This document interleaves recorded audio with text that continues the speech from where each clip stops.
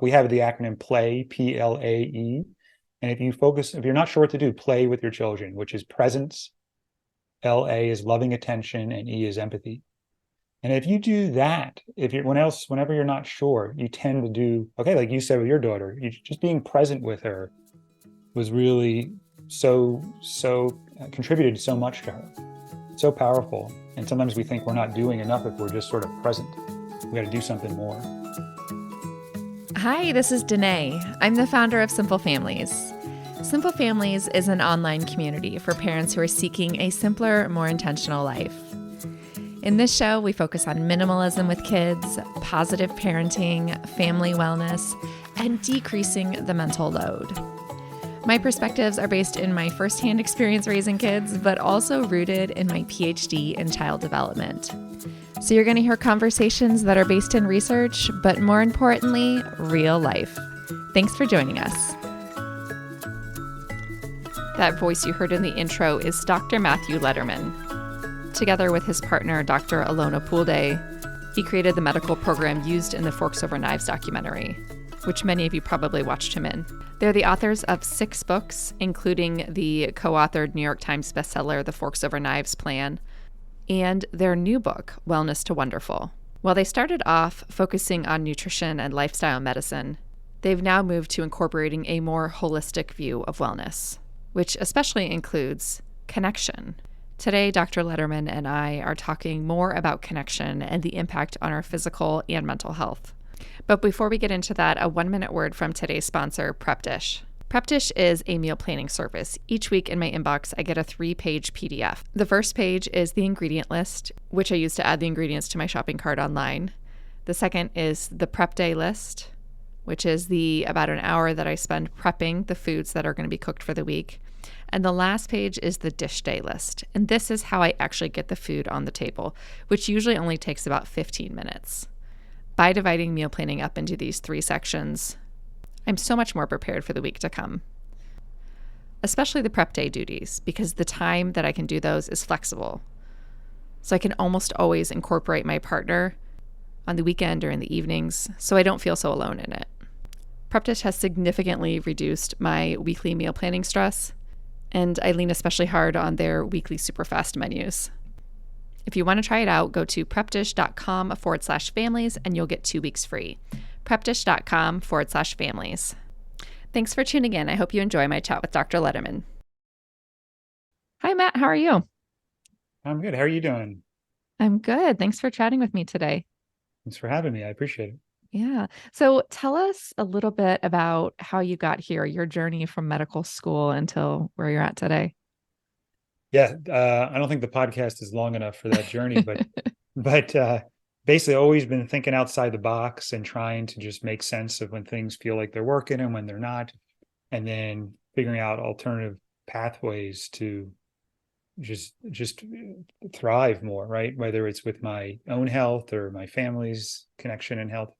So we've gone through nutrition, how we've handled medicine, how we've handled connection with our families, pretty much everything. We're outside the box, and it's a pretty fun place to live, but it's always in an effort to thrive in what feels good to us. So I can get into the details, but it's we do everything differently. We treat patients differently, we parent differently, we eat differently, and it's some people it works well, and other people they like the more conventional methods.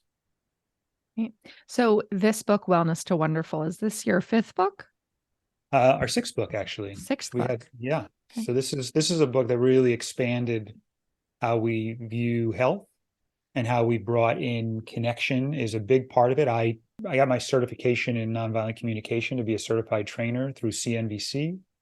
I'm actually one of the few medical doctors that is a certified trainer, and my belief, we need to expand that, increase that. But spent 4 years on that. It was by far harder than medical school for me, and more rewarding and more work and more everything. It really changed my life and changed how we treat patients. And now we've connected, basically connection to being anti-inflammatory and antiviral. I mean, all these things that the science is now supporting around connection is so powerful that we wanted to get it out there. Right. So, what year did you work on the Forks Over Knives documentary? When was that time So frame? we started that around 2009. Okay. So And then back in those days, were you working primarily on nutrition or were you always sort of looking at the bigger realm of wellness? so we started with nutrition, and we're shocked by the impact that really significant nutrition change can have on chronic disease. And it works, in my opinion, much more effectively than using just pills and procedures, particularly for chronic disease. And then over time, we started dealing with things like chronic pain and people living in these with chronic fatigue and stress, and even certain chronic diseases that didn't fully improve, a lot of autoimmune diseases that didn't fully improve with dietary change alone. And diet is a really important piece, but there was this other piece around connection that's really important. And if you do one without the other, you're really missing out. So we started talking about nutrition, lifestyle, and connection medicine as our sort of thing. Hmm. How do you differentiate lifestyle versus connection? Those things feel kind of intertwined to Right, me. right. So they can be intertwined. But for me, lifestyle talks about it's more vague, and nutrition and lifestyle is something that's been out there. And for me, it's more around activity, exercise, sleep, sort of good habits, if you will. And Hmm. connection is deeper. It's connection to yourself. In fact, our first pillar is around self. It's getting out of the fight or flight mode so you can connect to what you're feeling and eating, so that then you can show up to your world in a way that enhances connection. And we talk about connection. It's not just around being around people.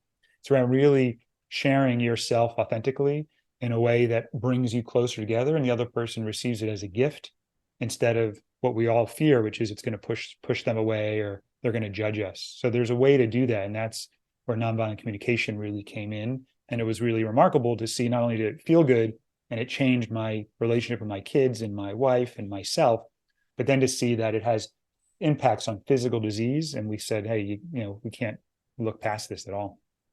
Yes. And so many of us as parents live in survival mode for a very long time. It's hard to find our way out of it. Would you say that fighting survival mode or finding your way out is sort of the goal of this book? I don't think there's these static, like you're in it or you're at it, out of it, Hmm. or you can get out of it and everything's going to be great. I think it's learning how to be in that dynamic balance, almost like surfing. It's not like Yeah. it's almost like imagine the rest of your life you're going to be surfing versus thinking at some point you're going to get to the beach and everything's going to be okay and you're going to be Yeah. stable. But if you learn how to do that, sort of tending to all of your pillars, that's when life becomes wonderful. Yeah. Well, and you use that phrase, life is wonderful, a lot in the book. And when I first heard that, I had kind of an eye roll moment because in some ways, when I hear that, oh, life is wonderful, I think that many of us, our heads, mine included, goes to life is perfect. Hmm. And kind of how do you separate those two things? How do you distinguish those things for people who sort of think in order for life to be wonderful, it has to be perfect? Right. And perfect to me is even an evaluation that is different for different people.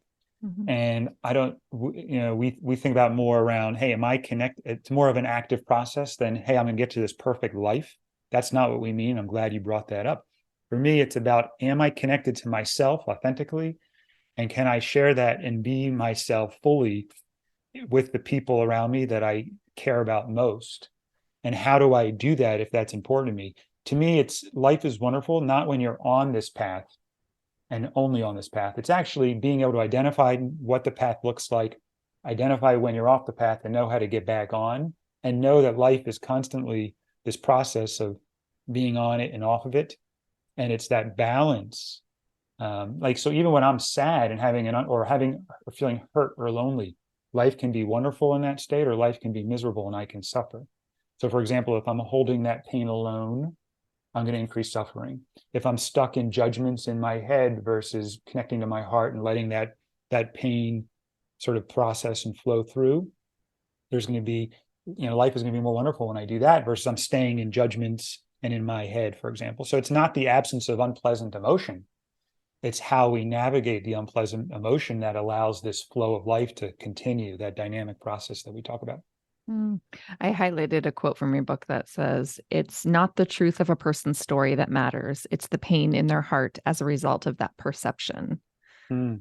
I thought that was really meaningful this morning. I was getting my 7-year-old off to her first day of summer camp, and I was marinating on this quote because she had this like little blister on her lip, and she couldn't eat, she couldn't think, she couldn't do anything because it was just causing her so much distress. Mm. And it wasn't painful; it was just like there, and she wasn't expecting it. She didn't know what it was. So it was hard because in that moment, her truth was this like little like mouth blister or sore is going to ruin my day, and it is going to be the end of me. And I'm in sort of autopilot mode, right? Get the lunches made, get the backpack packed, do all the things. And what she really needed at that moment was for me just to sit with her and be like, I know it's really hard and unexpected that you've got this blister in your mouth, and hold space for her. But that's hard because she really did. She was carrying a lot of frustration over that. Yes, yes, I love that. And that's the key. As parents, like I believe the first thing that as a parent, if you believe there's such a thing as a good parent, that's the surest way to make yourself miserable. The second, right, Right. and the second thing is if my goal is to pave some path for them, I'm gonna probably increase disconnection and again make myself feel really weighty and miserable. But if I focus on really trying to support their authenticity coming out, really helping them not feel alone with whatever's up. We have the acronym PLAE, PLAE. And if you're not sure what to do, play with your children, which is presence. LA is loving attention, and E is empathy.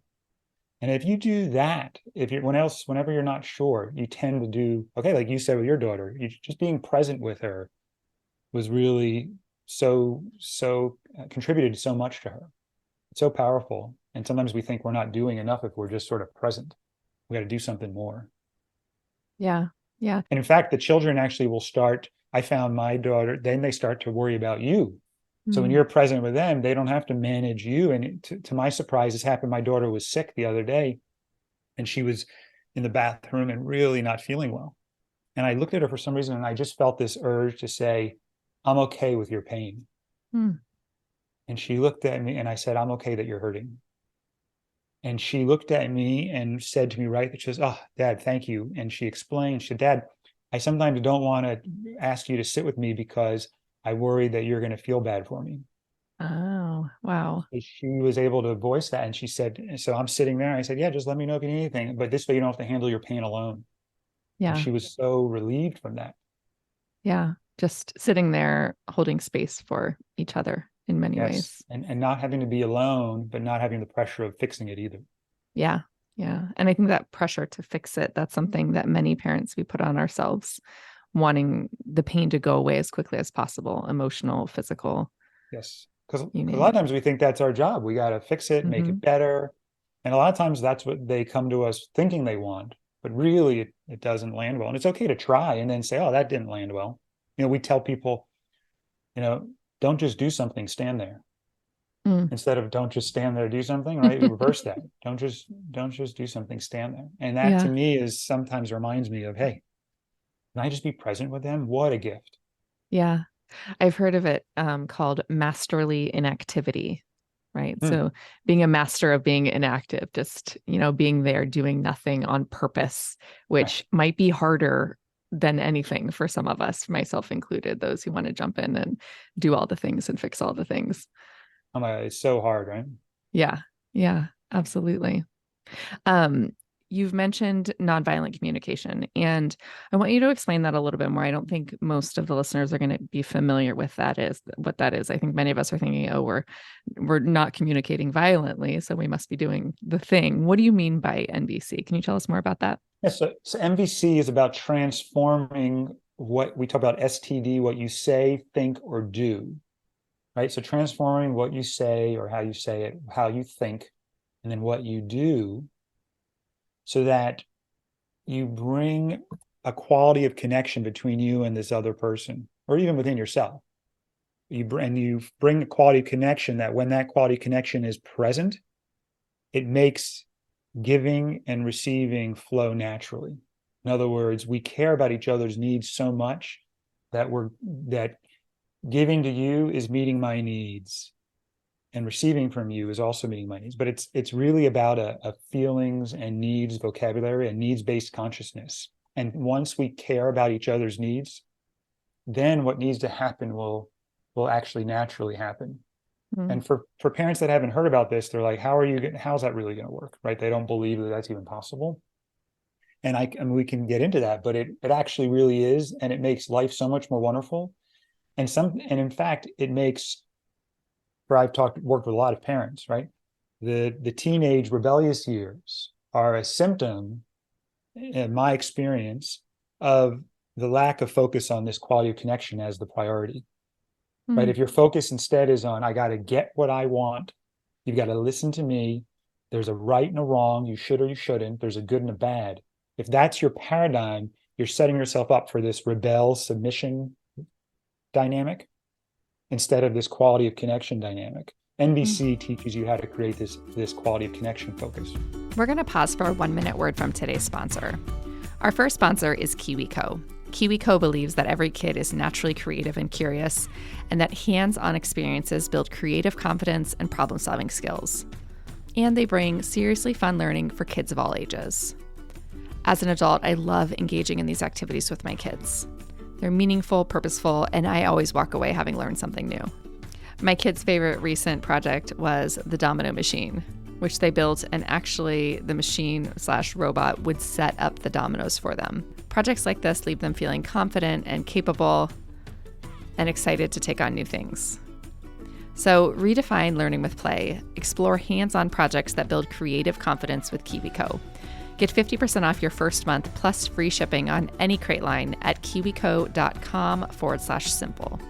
That's 50% off your first month at kiwico.com/simple. Try it out. I know you'll love KiwiCo, especially on those rainy or unexpected sick days. Thanks for supporting our sponsors. Back to my chat with Matt.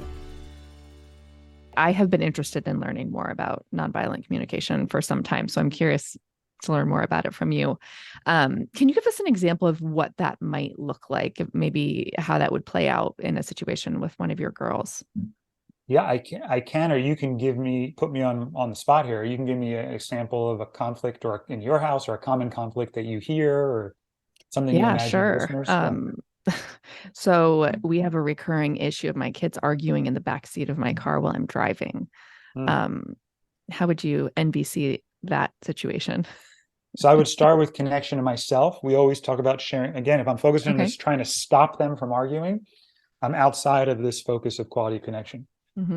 I want to create a quality connection. I got to first share what's going on in me. And first I got to self-connect to even identify what it is. And it might just be initially we think of our needs in terms of what's wrong, who's to blame, right? And who do we have to get to stop? How do we control behaviors? Instead, I want to share vulnerability. I want to say, oh, my head is killing me right now. I'm like under-resourced and I'm overstimulated and I'm just having such a hard time hearing any more noise, let alone this disharmony and the bickering that I'm experiencing. And I have a real need for harmony and peace right now. So see how I go to the needs, and I'm feeling really frustrated and overwhelmed or overstimulated. Those are feelings. And I'm not judging them as, they're fighting or there's something wrong with them. I'm just saying, hey, there's more noise than I can handle right now. Okay. So then I've done that connection to myself. I'm more likely now to show up, and I have to check in. If I need to get them to just be quiet, that's one way to meet my need for peace, right? We want to have lots of strategies to meet our needs, because we all have the same needs, but there's different strategies to meet those needs, and people have lots of different strategies. So I could put earplugs in, for example, and that would meet my need for the peace and quiet, because I wouldn't hear anything anymore. But I could also imagine that my need is also care. Hey, kids back there, do they care about me and my needs and the impact of their bickering on me? And bickering is a judgment, right? So I would want to get to observations to, again, tend to that quality connection. Hey, when I hear one person say something, the other person talks before they're finished, and one person's telling the other person what they're doing is wrong, and this person's defending what they're doing is right, I'm going to call that the label of bickering. But when I hear that, I feel really unsettled. My nervous system starts going, and I just want to take a second. If people in the back, are you willing to pause and talk about this? Because it's having an impact on me. And let's see what would they say. We can even role play now. But let's say you were the kids right now. Play one Mm-hmm. of the kids. And I just see I did that little self connection. It took less than a minute, Mm-hmm. maybe a minute. And then I'm reaching in. I got to make sure, what is my goal when I'm connecting? Am I trying to blame them, shame them, make them point out that they're wrong and what they're doing is wrong? Or do I want to connect? And a connection is, I really want them to care about the impact that their noise is having on me. And my guess also is I want to be able to care about whatever's going on to them must be important. I got to care about both their needs and my needs. Mm. So what can you imagine if I said something, what would their response be? Well, I mean, I think thinking about my response in those situations is I have some baseline driving anxiety. So I'm already more anxious when I'm driving on the highway. And that hugely plays into this. So let's say I'm driving on the highway and they start arguing while I'm like right in the middle of the highway. And I go into fight or flight mode, right? Because I think that I'm already a subpar driver. And now I have these distractions in the back seat that are making it more difficult for me to do my best and to keep my kids safe. So there's a real safety theme that plays into Okay, this so for safety me. is your need. Yeah. Yes. Yes. Okay. So safety for So hold on. sure. So if safety is your need, this is one of the things also, a lot of people, when they first hear about MDC and parenting, they think it's permissive Mm. because, oh, well, we're just going to, the kids are going to get what they want. It's not permissive. It's that we care about the parents' needs and the kids' needs, but we're not going to move forward in a way that just meets the kids' needs at the expense of the parents. And safety is one of those needs where I will use power over if I need to, but it's a last resort, not a first resort. Yeah. So I might pull over the car and I'll say, wow, I'm getting dysregulated right now and I'm feeling really unsafe. I'm going to pull over so I have a little bit more time and space to handle this because it's feeling like I'm in fight or flight right now. This is feeling Mm-hmm. really urgent. Because if it's Right. urgent, you might have to, if it really was urgent, right? You might yell at your kid, don't run in the street. You might say, if it feels like you're going to crash, everybody stop screaming, I'm going to crash the car right now. So that's meeting your need for safety, but it's not quite meeting your need for connection, but that's okay. We're using power over because safety's on the line. I'd love to get to the point though, where we have proactive conversations and they're aware of the impact on you and they care about that, which I believe they would. Mm. You can't do that in the heat of the moment, but you can pull over, take a breath, calm yourself down. The kids are going to be like, why are you pulling over? And then you Oh, can I've say, pulled oh, over before. They okay. know. But imagine if instead of saying you were so loud and I was Yeah. so scared, if you say, oh, Yeah. I just needed to take a breath. I was so scared and my body was like feeling like we were in danger. I was going to crash the car when I heard all that noise. I couldn't even think straight. And I'm imagining something is really important to you going on back there. And at the same time, there's an impact of how you're communicating. There's an impact on me. Can you tell me what you're hearing? And then I would ask the kids to tell me what they're hearing so that I can, using, not too many words. So what would they say if you said that to them after you pulled over?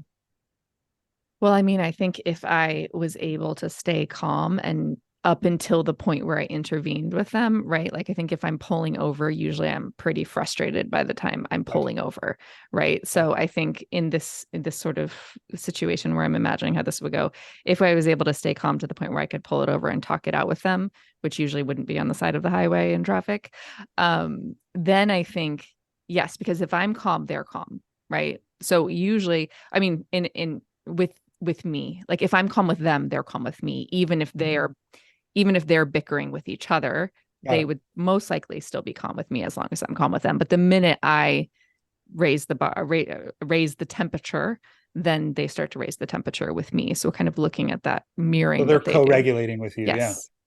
So, Yeah. so that's the other thing is, weren't you caught me in the heat of the moment. I would also want to say beforehand, I can't drive. I can't drive and meet my need for safety with the noise and the communicating the way they're doing that. So I will not, and I refuse to drive and not feel safe. So there's a lot of fun things that we do when I can drive, Mm. but we got to also figure out when you both have a disagreement or a conflict, how can we handle that in a way that also meets my need for safety? Yeah. Right. So do you see how now we're also proactively preparing? And then I would have two strategies at the fingertips. One is, how do you protect yourself in the heat of the moment, even if they fight again the next time you're in the car, which to me is, as soon as you notice it, like you said, don't wait until you're angry, pull over when you're still calm. A lot of times as parents, myself included, we wait until we're at the end of our rope and it's too late. Mm-hmm. The Yeah. other is there some sort of code word when I can tell you kids so we can work as a team? Because that's the key. We want the kids to think they're part of a team. It's collaborative parenting. What can I tell you all when I'm feeling scared that we can sort of put a little, you know, pause button on the fighting and that you trust that we'll handle it either when we pull over. If you said, hey, it's so important, you got to pull over, mom, at the next exit, or we can handle it when we get home, but at least we're not going to have the fighting where I'm scared.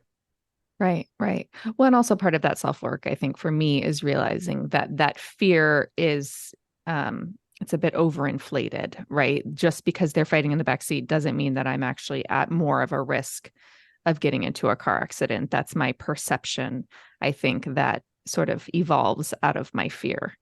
Right. And that's separate. Like to me, that's your need around your own personal growth, Hmm. separate from your need for collaboration and care with your Yeah. children and for them to care about the impact on you.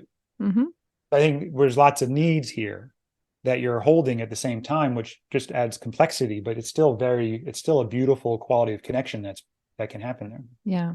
I love that idea of having your kids seeing your needs too. And it's something that I see as my kids are getting a little older, they're 7 and 9 now, that more often I hear them checking in on my needs and my husband's needs. My neighbor came over yesterday and I heard my daughter ask my neighbor, who's an elderly woman, like, how are you, Miss Carol? Like, just kind of like really wanting to know, like, how are you doing? I feel like I'm seeing more of that as they're getting older. Yeah. But I think in the younger years, when we don't hear it in those real tangible ways, it can be harder to see the benefits of this or to feel like you're on the right track. Right. And a lot of parents, I mean, most people at any age don't know about needs-based consciousness. So the kids are not going to know about it. They'll model what you do as parents most of the time, but it's a little bit different when they're really young, but it's still the same collaborative parenting style. We just have to communicate differently based on their abilities. But I mean, we've been doing this for 5 years, pretty, I would say, intensively. So our 9-year-old was 4 when we started. And so it's doable, but there's just different words and different Yeah. experience. I mean, and it's half the battle is knowing what you're needing and saying it in a way that they can hear about it. So when I talk to you about communicating authentically, which involves knowing what you actually are needing, and then how do you say it so it's a gift to them? So when my kid, for example, does something like she leaves a mess in the room, and we've talked about it 20 times about cleaning up when you're done, and I see the mess the 21st time, and initially I might be like, Jordan, get in here, and she's like, oh boy. So she gets scared, she gets defensive, Yeah. shame is starting. She forgot again. Hmm. So, or I could say, we have a little thing where we say, put our hands in the air, and we'll say that's sort of our code for, hey, I really want to focus on the quality of connection. Mm. Right. And that came from a little work. It's kind of a funny story where I used to type and do stuff on the computer so fast that my friends would be like, hey, you're messing up the program, put your hands in the air, step away from the keyboard. Right. So now we use that in our family, Yeah. hands in the air, because I don't want to mess it up, our connection here. Right. So then I'll say, hey, and I automatically go to support them first because I'm the parent. And I'll say, hey, I'm imagining when you hear me call your name, here's the observation, call your name, and you see your clothes on the floor, and you probably remember the 20 other times that we talked about this, you're immediately feeling maybe a little bit ashamed, and maybe you're also feeling a little bit defensive, like you're worried. You want me to see, and this is the need, you want to be seen that you care about what we talk about, and you consideration for me, even when you forget things 20 or 21 times. And you want me to see that you care, even though this happened. And she's like, yes, Dad. So once I see her, I proactively dissolve defensiveness. I proactively dissolve shame. And now she's fully available to hear. And then I'm not only going to tell her what's going on for me, I'm going to make a very clear request, because if you don't, she's going to assume when I say, hey, Jordan, I'm really frustrated because I see the clothes on the floor. I really need to trust that what we say is going to be addressed and it's going to follow through, predictability. She's going to say, do you want me just to feel bad about myself now? Like, what do you want Mm. from me? What's the But if I goal say there? no, what's really going to help me heal is empathy. And then I give her a clear way to meet my need for empathy, which is, hey, Jordan, can you tell me what you imagine I'm feeling and what needs are coming up for me when I see your clothes after our conversation? and she'll say, Dad, I'm imagining you're feeling upset because you really wanted me to follow through with what we've talked about. But you Yeah. see how that process Hmm. increases the chances of us getting to that quality of connection? Yeah. I think it also verbalizing it like that probably makes us much more aware when our expectations are not reasonable. Also, like if we're asking our kids to do things that don't really matter or not that really that important, and knowing when there are certain expectations that we need to hold and some that we can drop too. Right. So there, are you saying like sort of prioritizing what we want and what their capacity is? Yeah, like sometimes I'll see clients and families in my office where parents are correcting their kids a lot. Kind of like something I've seen more than once is like where a kid will touch their shoe and the parent will be like, stop touching your shoe. And to me, I'm not a germaphobe. So it's not something I don't even notice them touching their shoe, but it's really triggering for the parent for the kid to be touching their shoe. Mm. And to me, I'm kind of like, maybe that's our work here is that, we're figuring out how to let some of these little things go. And I think about like trying to use NVC for an interaction like that and really trying to get a kid to see your point of view. And maybe I think thinking through your need, really taking a look at what is your need to have your kids stop touching their shoe. And that's a valuable need. Maybe it's something that you could let go of. I don't know. Am I missing the Right. mark on that? Well, no, to me, the touching your shoe or not touching your shoe is a strategy. Mm-hmm. So I focus strategies after we have a quality of connection. And if I Mm, just tell a child to not do something, remember, everything people yeah. do is to meet needs, kids included. So as soon as I say, stop doing what you're doing, I'm basically saying your needs don't matter. Mm-hmm. My needs matter, yours don't, which is one of the number one challenges kids have with their parents is that they believe their needs don't matter Mm, compared to their parents. So I yeah. want to say, hey, do you have a minute to connect around what comes up for me when I see you touching your shoe? Mm, Now the kids, you have to build trust because they're probably used to hearing this. So they probably assume the conversation is to get them to stop touching their shoe. So we have to spend some time rebuilding trust. But I would say, hey, I don't care if you touch your shoe or not right now. That's not going to make or break you. We can deal with that. But I really want to hear what need you're meeting when you're touching your shoe. And I want to share what comes up for me around, could be ordered, cleanliness, health, yeah. and just let's hear each other. And then we'll figure out what we do about shoe touching afterwards. Do you Mm, have a minute to talk about that? You yeah. see the difference though? And then it's like, maybe shoe touching is my own opportunity. Maybe I can loosen up a little bit. Maybe this is such a big deal that we got to be careful. And maybe it's situational. Mm. If you just stepped through in a farm in a big, pile of poop and you're touching that versus you're walking around the house with new shoes, touching your shoe can mean different things. Yeah. Yeah. So this sounds a little bit exhausting, but you talk about resourcing a lot in your book. Tell me what resourcing is and how that can help us. Yeah. So resourcing is meeting the needs for self-care. So we talk about the pillars around nutrition and activity and play and sleep and filling up sort of your own personal fuel tank, right? Even self-connection is going to help with that.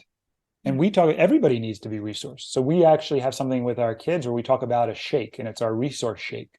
And as we get more and more hungry and tired and, we need to move around, our shake gets more and more depleted.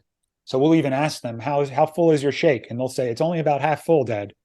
And I'll say, oh, so we're more likely to snap. And I'll tell kids, I'll say, hey, my shake is like almost empty. So I'm Mm. more likely to have tone and I'm more likely to snap right now. And I'm going to go home and we have 20 minutes in the car. But I really am, if I do have tone or snap, can you give me a gentle reminder? But I want to let you know that I'm really under resourced. So if you can do your best to help me right now and not have to do so much work around, refereeing conflicts and things like that, that would Yeah. really help me right now. So that Mm. to me is is being aware of your level of resource and also communicating that and also being aware of your child's level of resource and helping them become aware of that. Right. So thinking about resourcing, you're using this in a way that's sort of reflecting this cumulative effect of your sleep and are you well fed and um, are you sort of well in across the board and across all the pillars? Right. Which is why one of the reasons why those pillars are so important. If I want to be more connected to my wife and kids, I know I need to prioritize getting my 7 to 8 hours of sleep. If I choose to stay up late and work and only get 5 hours of sleep, I'm choosing to be more likely to snap at my kids and my wife the next day. it doesn't mean it's right or wrong. Just be aware of that your choices have an impact, and resourcing is one of those areas to be aware of. And to me, that includes everything from nutrition. If I'm really hungry, I'm under Yeah. resourced. Yeah. Not a problem. Just be aware that how you're going to act and show up in that moment. Yeah. I love that you call connection the missing key to optimal health, because I think post-pandemic, we're all feeling a real need for connection. And what I'm seeing, especially with the tweens and teens that I work with that are really plugged into social media, is that they're highly connected in a digital sense, but missing a lot of in-person connection. And I mean, that's probably true to adults to some extent too, but I think for those who are sort of coming of age in this area, it's really concerning. Yeah. And that's where we talk about humans are naturally a social species, and we need connection to thrive. If you remove connection, and babies will die, right? So you need to be connected. And in fact, it affects our physiology so much that disconnection and isolation and all of the stuff that goes along that we put under the umbrella of connection, when you're not connected, you actually enter into a pro-inflammatory response. There's all sorts of markers that go up, all sorts of disease outcomes that are affected, from hemoglobin A1C, which is long-term blood sugar control, to cholesterol levels, to your microbiome. I mean, it's so impactful on so many levels. And what was interesting is that one of the markers of being pro-inflammatory and or being anti-inflammatory and antiviral, if you did this intervention in person, if you were connecting in person, the marker of being antiviral and anti-inflammatory improved. But if you did it over Zoom or over technology, it did not. The same intervention. So there's something Interesting. that we are missing when we do not do things in person, and that all of the world's focus on making things easier and technology and more accessible is having an impact on our bodies and our physical health. Mm. So would you say that having a digital connection is better than having zero connection, but not nearly as good as having a human connection? Yes, I think that everything, it's almost like people will say, is this food good or bad? And I'll say, compared to what? Mm-hmm. Right? So it's similarly, but we can't say everything's fine if we're, hiding in our house and only seeing people digitally. That's not how our bodies will thrive, and it'll affect our physical health. Yeah. Yeah. I think coming out of the pandemic, there are so many of us who were hiding in our house to stay safe that it's been hard to get a lot of people out of that mode of feeling safe out of their homes. And being home feels like the safest place to be. So I think getting out of the world and getting reconnected to other humans has been a battle.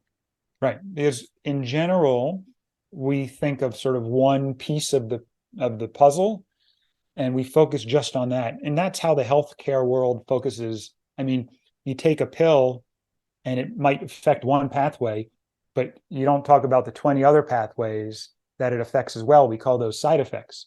To me, there's a side effect to everything. And similarly, there's a side effect or adverse effects from staying at home. In fact, people who don't get sick, right? People who say, "Oh, I haven't my child or I haven't gotten a cold in 2 or 3 years," and they're so excited. I'll say that's not how your body was designed. Your immune system needs that interaction. It needs that function. It's not health promoting in the long run, right? So it really depends what your goal is. If your goal is just Mm-hmm. not to get sick for the next year, yeah, hiding in your house may help in that way. But if your goal is lasting, satisfaction in your life and joy and long-term health and longevity, right, then that strategy might not be the best. Right. Yeah. And looking at adolescent health, we see that, staying home reduces the rates of kids taking drugs, reduces teen pregnancy, but then it increases depression and anxiety. And it's a trade off. So I think in some ways, as parents, we can think, as our kids grow, if we can just keep them home, we can keep them safe. But that's not true either. Right. And there's lots of strategies to address teen pregnancy, for example. Staying home is just one of them. Right. And to me, that's the way I like to think about it. Let's connect around our needs. Right. So people who stay home, that's a strategy to meet their need for health and safety. Mm-hmm. But if they understood how the viruses worked and how their immune system worked, right? If they understood that more effectively, maybe they would make different changes, maybe they wouldn't. ultimately that's their choice. But I think what happened was we didn't or maybe some people weren't even aware of all of the negative impacts of staying home, right? And that's the challenge. You didn't have a full picture to make an informed decision. Right. Yeah, absolutely. Well, thank you so much for this chat, Matt. It was great getting to know you and hearing a little bit more about your work. Oh, thank you for having me. I love this topic. Yeah. And where can we find you online to learn more? So we have a website, weheal.health. And then our book is on Wellness to Wonderful is on Amazon. And we do a fair bit on nonviolent communication. We infuse that throughout the book. And yeah, super fun. Great. Thank you. Thank you. Thanks so much for tuning in. If you want the links to the things that we talked about today, go to simplefamilies.com/episode 353. That's where you'll find the links to get in touch with Matt and some of the books that he shares with Alona. Thanks for tuning in. I'll chat with you next week.